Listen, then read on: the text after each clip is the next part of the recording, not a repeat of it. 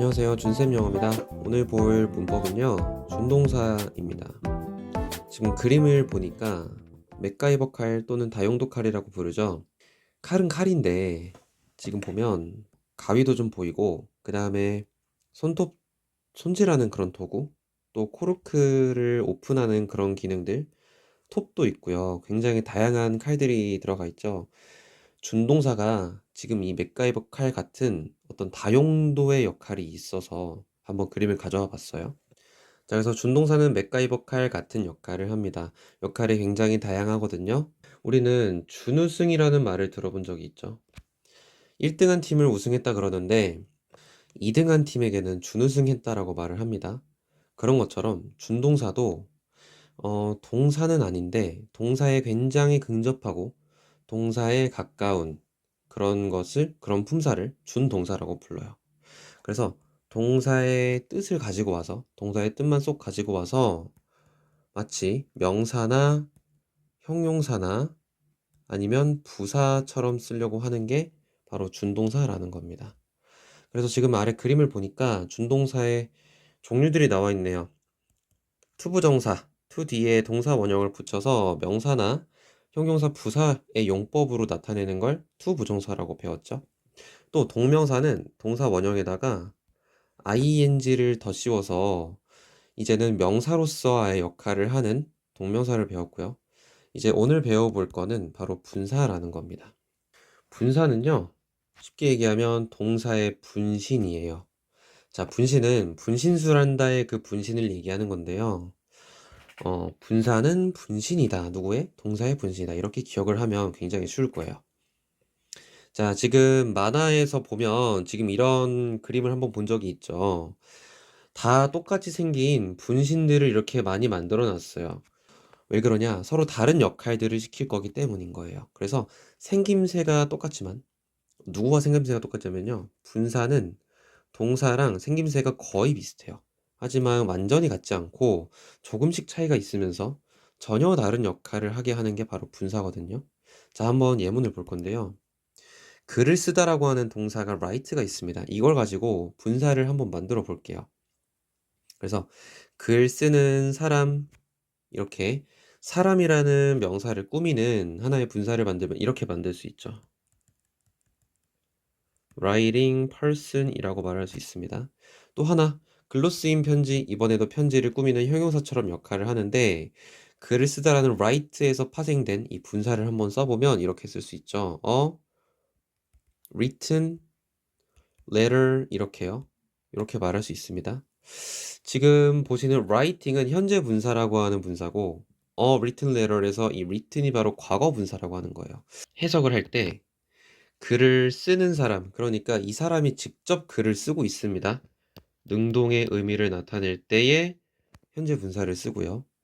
그래서 현재 시제를 나타내서 현재라는 게 아니라는 겁니다. 또 글로 쓰인 편지를 한번 보면은 과거 분사는 편지는 글을 직접 자기가 쓸 수 없으니까 글이 쓰여야만 하는 수동의 의미를 가져야 하죠. 그래서 쓰인, 쓰여진 이런 의미의 수동의 의미를 나타내고 싶을 때 지금처럼 과거 분사를 쓴다. 또한 하나를 더 나아가서 이미 글이 쓰여진 거거든요. 쓰여지고 있는 편지가 아니고 이미 글로 쓰인 편지니까 이미 행위가 결과가 났죠. 행위의 결과를 드러내고 싶을 때의 과거 분사를 쓴다라는 거예요. 또 한 가지. 다시 현재 분사로 돌아와서요.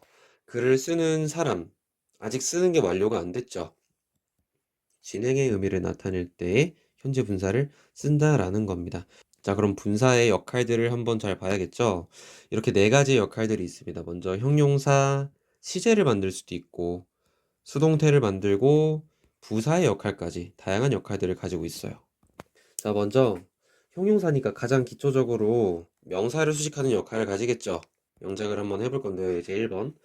나는 글로 쓰여진 편지를 읽는다. 나는 읽는다 편지를 3형식짜리 문장인데 글로 쓰여진이라는 이 형용사를 잘 써봐야 돼요. 그래서 이렇게 만들 수 있죠. I read a 글로 쓰여진 written letter 이렇게요. 자, 그래서 과거 분사 글로 쓰다라는 write에서 파생된 과거 분사예요. 형용사처럼 앞에서 명사를 뒤로 꾸미죠. 자, 두 번째 예제도 한번 풀어볼 건데요. 나는 영어로 쓰여진 이라는 말이 이번에 잘 눈에 띄는데 이번에도 편지를 꾸며줄 겁니다. 그러면 이번엔 어떻게 쓰냐면요. I'll read a letter written in English라고 말할 수 있게 돼요. 이번엔 어순이 written in English가 과거 분사가 뒤에서 앞으로 꾸미는 구조가 되거든요. 자, 그래서 한 가지 규칙이 생기는 건데 단독으로 현재 분사나 과거 분사가 형용사를 꾸밀 경우는 분사가 명사를 앞에서 꾸미는 구조를 가지지만 구를 이루어서 지금처럼 덩어리를 이루어서 현재나 과거 분사 구가 형용사 역할을 할 경우는 명사를 이 구가 뒤에서 앞으로 꾸미는 구조를 가진다라는 규칙을 하나씩 알게 된 겁니다. 보어를 한번 볼 거예요. 우리 보어라면 문장의 형식을 할 때 배웠을 텐데요. 이 형식이나 오 형식의 주격보어, 목적격 보어로 배웠던 보어에 대해서 볼 건데요. 이제 1번을 한번 영작을 해봅시다. 그거 재밌겠다라는 문장을 마저 채워보면요. It sounds 재미있는 이라는 형용사 fun을 쓸 수도 있는데요. 우리는 이렇게도 쓸 수 있죠. 분사를 써서 interesting 이렇게 문장을 마무리를 할 수도 있거든요. 자, fun을 쓸 수도 있고 interesting을 쓸 수도 있어요. 각각 둘 다 재밌는 이라는 형용사인데 fun은 애초에 형용사고요. interesting은 원래 형용사는 아니었는데 동사에서 형용사가 된 분사의 성질을 갖고 있는 형용사죠. 그래서 이 둘의 차이가 의미는 똑같지만 분사의 의미를 가지고 있느냐 interesting처럼 하지만 fun은 분사의 의미를 가지고 있지 않다. 이렇게도 구분해서 기억을 하면 좋겠네요. 자, 이렇게 현재 분사를 써봤는데 우리는 과거 분사도 알잖아요. 이 자리에 interested를 쓰면 될까요? 그러면 의미가 맞지 않아요. 자, 한번 그 차이를 설명해 드릴 건데 아래에 보여집니다. 재미있는 감정을 느끼게 하다라고 하는 interest라는 동사가 있어요. 재미있는 감정을 느끼게 하다 동사거든요. 이 동사에서 파생해서 이 감정을 느끼게 하는 이라는 능동적 의미를 나타내려면 현재 분사 interesting을 써주면 됩니다. 하지만 반대로 감정이 지금 느끼게 하는 게 아니라 당장 내가 느끼는 이런 수동의 의미를 나타내려면요. interested라는 과거 분사를 써주면 돼요. 그래서 우리가 지금 보어를 한번 봤는데 interesting과 interested 각각 감정을 나타내는 형용사를 현재 분사 혹은 과거 분사로도 이렇게 나눠서 나타낼 수 있구나. 어떤 한 대상이 상대방에게 어떤 감정을 나타내게끔 만들고 있는 능동의 의미는 현재 분사를 쓰면 되는데 내가 지금 이 감정이 느껴지고 있다라면은 과거 분사 써서 나타낼 수도 있구나라는 거 배웠어요. 자, 이제 2번. 나는 아기가 우는 걸 보았다. 나는 내가 본 대상은 일단 아기니까 목적어가 아기거든요.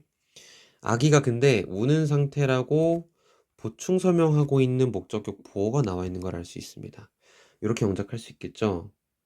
I saw the baby crying. 목적격 보어 자리에 현재 분사를 썼습니다.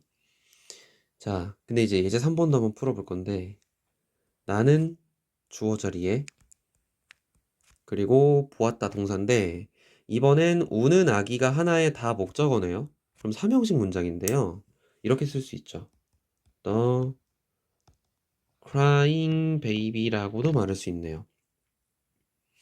지금 예제 3번은 3형식, 예제 2번은 5형식 문장이었는데 각각 다 현재 분사가 잘 쓰였습니다. 현재 분사는 5형식에서의 현재 분사는 목적어를 보충 설명한다. 즉, 보충 설명한다는 건 어떤 목적어의 추가적인 정보를 더 말해주는 거예요. 목적어의 정보를 더 말해주는 건데 예제 3번에 crying은 형용사로서 지금 쓰인 거죠. 그래서 단순히 명사를 꾸미기만 한다. 꾸미고 있는 형태. 그리고 이제 오형식에서 추가 정보를 전달할 때요. 지금처럼 현재 분사를 쓰게 되면 지금 능동적으로 혹은 진행형의 의미를 더 나타내기가 수월해져서 지금 3형식에 있는 형용사 나타내는 이 현재 분사와는 또 다른 의미를 나타낼 수가 있습니다. 자, 그래서 3형식과 5형식 한번 구분 지어 볼게요.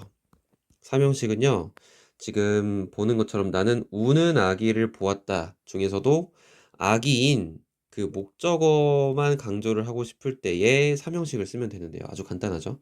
하지만 5형식에서는요, 아기보다도 아기가 지금 우는 중인 거, 우는 상태, 그래서 목적어의 상태 혹은 목적어가 지금 하고 있는 그 동작 있죠? 추가적으로 설명해주고자 하는 그 내용을 강조하고 싶을 때에는 5형식을 쓰면 된다라는 차이까지 알 수 있습니다. 그 다음은 이제 진행 시제를 만드는 거 볼 건데 비동사 뒤에 현재 분사를 쓰면은 진행형의 시제를 만들 수 있어요. 예제가 2개 나와 있는데 1번부터 해석을 해볼게요. He's going to the library를 해석하면 이렇게 해석할 수 있죠. 그는 도서관에 가는 중이다 라고 말할 수 있죠. 지금 진행 중입니다. 자, 2번도 풀어볼 건데 도서관에 가는 것이다. 1번은 현재 진행 시제로 해석을 해주는 게 맞았고 2번 같은 경우는 내 계획이 도서관에 가는 중이라고 해석하면 해석이 어색하기 때문에 것이라고 동명사로 해석을 했습니다. 비동사 뒤에 현재 분사가 오면은 진행 시제를 만드는구나. 주격 보어로 주어를 보충 설명해주고 주어가 어떤 상태인지 주어에 대한 추가적인 정보를 전달하는 주격 보어인 명사로서 쓰는구나. 이 차이를 또 알 수 있었습니다. 자, 시제를 하나 더 볼 건데요. 이번에는 have라는 동사 뒤에 과거 분사 pp를 붙여서 현재 완료 시제를 만든대요. 우선 어떤 시제인지 한번 볼게요. 나는 공부했다라는 문장을 영작하면 이렇죠. I studied 과거 시제입니다. 반면에 나는 공부해왔다. 영작을 어떻게 하냐면 이렇게 하죠. I have studied. 그래서 나는 공부하는 걸 가졌다라고 해석하지 않고요. 공부해왔다라고 하는 현재 완료 시제로 해석을 해요. 그래서 이 둘의 차이가 뭘까요? 바로 연속성의 차이가 있습니다. 나는 공부했다라고 하는 문장에서는요. 과거에 공부를 했는데 지금까지 공부를 하고 있는지는 알 수가 없습니다. 하지만 두 번째 문장 나는 공부해왔다라는 문장에서는 과거에 공부를 해서 지금까지도 공부를 하고 있다라는 연속성을 알 수가 있거든요. 이런 시제를 나타내고 싶을 때 현재 완료 시제를 쓰곤 하죠. 그래서 지금 여기에 쓴 studied라고 하는 게 과거 시제의 과거 동사가 아니라 과거 분사 형태의 pp를 쓴다라는 거죠. 자, 시제를 간단하게 봤고 그 다음은 비동사 뒤에 과거 분사를 써서 수동태라는 것도 만들 수 있대요. 자, 예문을 한번 볼 건데 나는 편지를 쓴다. I write a letter 이라고 말을 쓸 수 있는데 3형식짜리 문장이죠. 이렇게도 말을 할 수 있죠. 나는 편지를 쓴다 말고 편지는 쓰인다 라고도 말할 수 있죠. 편지는 쓰인다 동사 이렇게 있고요. by me는요 사실 생략이 되어 있는데 나에 의해 라고 하는 말이죠. 생략을 시켜도 되고 써도 상관이 없는 문장이 말이에요. 그래서 이렇게 수동태를 만들어 봤는데요. 의미는 어떤가요? 나는 편지를 쓴다와 편지는 쓰인다는 결국에는 같은 말이죠. 하지만 이렇게 동사의 형태를 바꿔서 완전히 다른 의미처럼 사실 같은 의미지만 다른 문장을 나타낼 수 있는데요. 그래서 수동태를 쓰는 3가지 이유를 한번 적어 봅시다. 지금처럼 수동태를 쓰면요.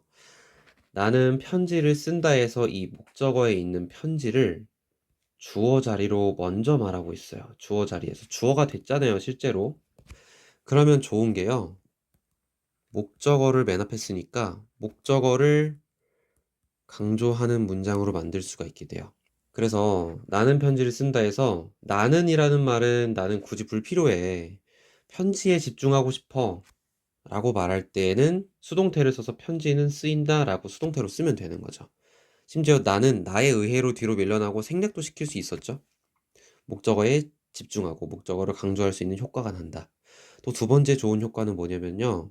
편지가 이미 쓰인 상태인 그 결과만 강조할 수 있습니다. 그리고 마지막으로는 편지를 쓴다.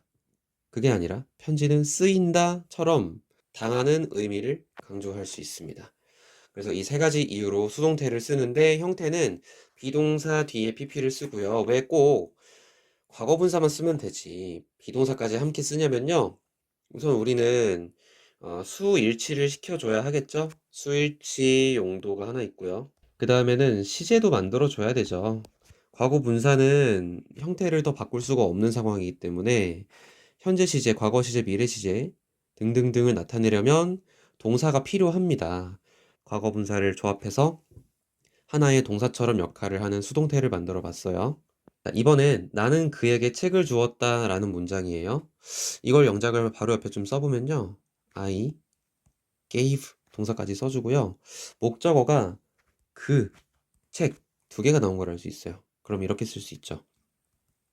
him, a book이라고요.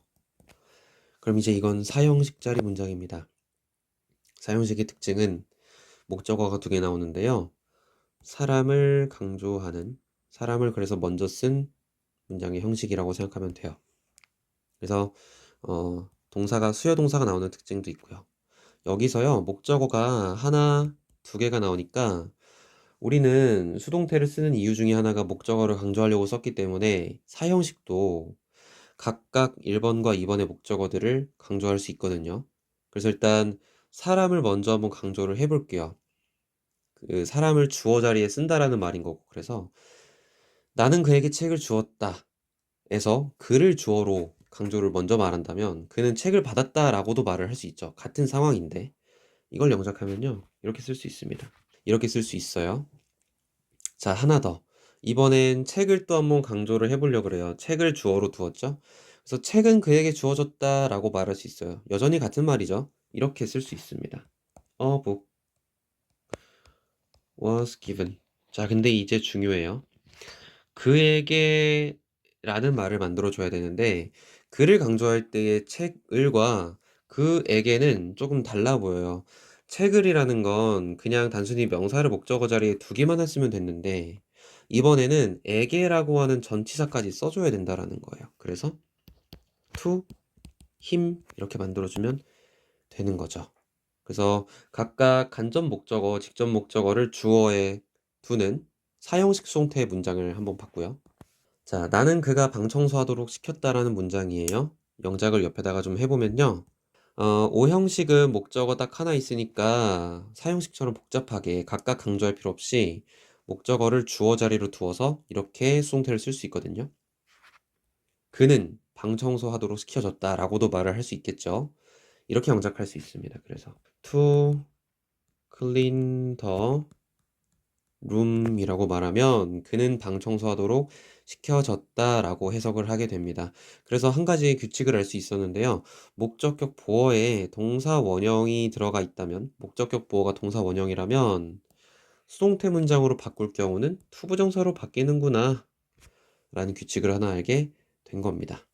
자, 다음은 동사가 부사가 되는 분사의 역할을 한번 볼게요. 이제 1번 풀어볼 건데 나는 배고플 때 라면을 먹어 한번 끊어볼게요. 나는 배고플 때라는 건 지금 종속절입니다. 그리고 라면을 먹는다는 주절이 돼요. 왜 이렇게 나눌 수 있냐면요. 나는 배고플 때는 주절을 꾸며주는 말이에요. 그래서 문장이 마치 부사처럼 역할을 하고 있는 게 바로 종속절이라고 생각을 하면 되고 라면을 먹는다라는 주절은 내가 정말 강조하고 싶은 주인공 같은 문장이 되는 거예요. 그래서 종속절, 주절을 나누는데요. 또 이제 문법적으로 접근했을 때 지금 이렇게 쓰여져 있는 문장에서 부사절 접속사인 when이 지금처럼 종속절을 이끌고서 종속절을 완성을 시켜놨어요. 자, 그래서 이 접속사는요, 부사절 접속사고 내가 배고프다 라고 하는 문장을 내가 배고플 때 라는 문장으로 만들어주는 접속사인 거예요. 그래서 지금 나는 배고프다 라고 하는 하나의 문장, 라면을 먹는다라는 두 문장을 접속사가 연결을 지어주고 있죠? 연결을 지어주고 있으면서 한편으로는 지금 이 부사절 접속사 when이 옴으로써 나는 배고프다라고 하는 문장이 하나의 부사처럼 역할을 하게 해주고 있죠. 왜 부사냐? 시간적인 의미를 담아서 주절을 더 보충 설명하고 꾸며주고 있잖아요. 그래서 라면을 먹는데 언제 라면을 먹는지, 나는 배고플 때 라면을 먹는다 라는 부사적인 표현으로 문장을 만들 수 있는 게 이 부사절 접속사인 건데요. 자, 우리는 분사 구문이라는 걸 지금부터 한번 써볼 거예요. 분사 구문의 특징은 아주 간단히 종속절을 간단히 만들려는 장점이 있거든요. 그래서 일단 접속사부터 생략할 거고, 그 다음에 혹시라도 종속절과 주어가 똑같은 애들이라면 하나를 지워도 괜찮거든요. 영어는 중복을 워낙에 싫어해서. 그러면 남아있는 애들만 쓰면요, feel hungry가 돼요. 근데 배고픔을 느껴라 라는 마치 명령문처럼 해석이 바뀌어버릴 수 있거든요. 근데 그러면 안 되잖아요. 그래서 지금 이 동사를요, 부사로 바꿔놔야 돼요. 그래서 동사를 다른 역할로 쓰게 해주는 거는 분사가 있잖아요. feeling hungry로 만들어 놓으면은 나는 배고플 때 라는 분사 구문으로 쓴 거고, 원래 있는 이 종속절, 부사절과 해석이 유지가 된다 라는 티를 내기 위해 이렇게 지금 분사로 만들어 놓은 거예요. 다음 문장을 보니까 이번엔 비가 내릴 때 라면을 먹는다고 또 이제 시간적인 의미를 담아서 문장이 부사가 됐네요. 또 이제 시간 부사절 접속사가 when이 나와 있고요. 접속사 생략하고 이제 it을 생략하려고 보니까 주절의 I와 주어와 좀 달라요. 다른 경우는 생략을 못 시켜요. 그래서 그냥 쓸 거예요. 그 다음에 it is rainy 이렇게 한번 써볼게요. 그럼 비가 내린다. 나는 라면을 먹는다. 근데 이렇게 문장을 쓸 수가 없어요. 문법적으로 오류가 생기고, 왜 그러냐면 한 문장 안에는 주어 동사가 하나씩밖에 없어야 되죠. 그렇다 보니까 우리는 앞에 있는 문장을 여전히 부사로 만들어야 되는 거예요. 왜 그랬죠? 원래 문장은 when it is rainy라고 하는 부사절이었으니까요. 그래서 is라는 동사를 부사로 만들어 주려면 분사를 또 쓰면 됩니다. 다른 역할을 하게 해주면 되니까요. 부사로 쓰게 해주고 it being rainy라는 문장을 만들어서 비가 내릴 때라고 하는 분사 구문으로도 만들 수가 있게 되는 거죠. 자, 그래서 정리를 할 수 있어요. 분사 구문은 어떤 문법이냐면 접속사를 안 쓰고도 부사절, 즉 종속절이죠. 종속절, 부사절을 아주 간단하게 쓰려는 문법인 거죠. 그걸 가능하게 해주는 게 분사였는데 종속절에 있는 동사를 부사로 만들어 주면서, 이게 이제 분사를 만든 과정이죠. 그래서 분사부터 시작되는 문장이다, 문법이다. 그래서 분사구문이라는 이름이 붙었어요. 부사절의 역할도 정의가 돼 있는데 주절에다가 추가 정보를 전달을 한다. 그래서 부사는 결국에 어떤 주인공을 더 돋보이게 하기 위해서 꾸며주는 말이 되잖아요. 부사는 꾸며주는 말이잖아요. 그래서 주절을 더 강조하고 돋보이게 만들기 위해 추가적인 정보를 전달하는 문장이 바로 부사절이다. 동시 동작을 나타내는 접속사를 쓸 경우 혹은 동시 상태를 나타내는 접속사를 사용할 경우는 어떤 분사 구문을 만드는지 한번 볼게요. 예제 3번인데 팔짱을 끼고서 그는 서 있었다. 그러니까 지금 동시 동작을 나타내고 있잖아요. 팔짱도 끼고 있고 또 동시에 서 있기도 하고, 그런 의미를 나타내는 접속사가 바로 while이라는 접속사가 있죠. 그래서 종속절을 또 이렇게 한번 이끌고 있는데요. 자, 이번엔 이렇게 문장을 만들어 볼 거예요. 접속사를요, 전치사 with로 바꿔준 다음에 his arms는 지금 서로 중복이 되지 않으니까 그대로 썼고, were folded에서 과거 분사 folded만 바로 내려서 가지고 옵니다. 그러면은 영장은 끝났어요. 이걸 해석한다면 이렇게 해석이 살짝 바뀌어요. 팔짱을 낀 채로, 뭐뭐한 채로라는 의미를 나타내는 분사 구문이 됩니다. 그래서 이거를 우리는 with 분사 구문이라고 불러요. 자, 해석은 근데 낀 채로, 끼고서 해석은 크게 다르지 않거든요. 하지만 해석은 크게 다르지 않으면서 더욱 간결하게 쓰게 되었어요. 또 하나 예제를 더 풀어볼 건데요. 약간의 바람이 불면서 날이 따뜻했다. 이번에도 주절이 되는 부분은 날이 따뜻했다는데 이번에 앞에 먼저 써져 있네요. 그래서 while 이후에 이제 종속절이 잘 따라오고 있잖아요. 이번에도 종속절을 간단하게 줄여볼 건데 with 분사구문을 쓰면 이렇게 쓸 수 있어요. with little wind. 이번에도 was blowing에서 현재 분사만 가지고 내려올 거예요. 자, 이렇게 영작이 끝났고요. 우리 with 분사구문만 해석을 한다면 약간의 바람이 부는 채로 라고 해석을 할 수 있습니다. 불면서 부는 채로 의미는 크게 다르지 않고 비슷하면서 더 문장이 간결해진 걸 볼 수 있죠. 분사 구문이었습니다. 자, 이번엔 또 다른 분사 구문을 볼 건데요. 주절과 종속절이 지금 계속 나오고 있습니다. 그래서 주절보다 종속절이 먼저 일어나는 경우를 한번 본다는 거예요. 자, 예제 5번 풀어볼게요. 열심히 공부해와서 나는 기분이 좋다. 이제 공부해왔다라는 건 현재 완료 시제잖아요. 과거에서 지금까지 계속 공부를 해와서 지금 기분이 좋은 상태거든요. 그래서 주절은 현재 시제인데 공부해온 건 have pp 시제예요. 그래서 영작이 아래처럼 되어 있습니다. have pp와 현재 시제, 각각 시제가 다를 경우는 이렇게 분사 구문을 써주면 돼요. 우선 접속사는 생략시키고요. 종속절과 주절의 주어가 공통되니까 종속절의 주어도 생략을 시킬게요.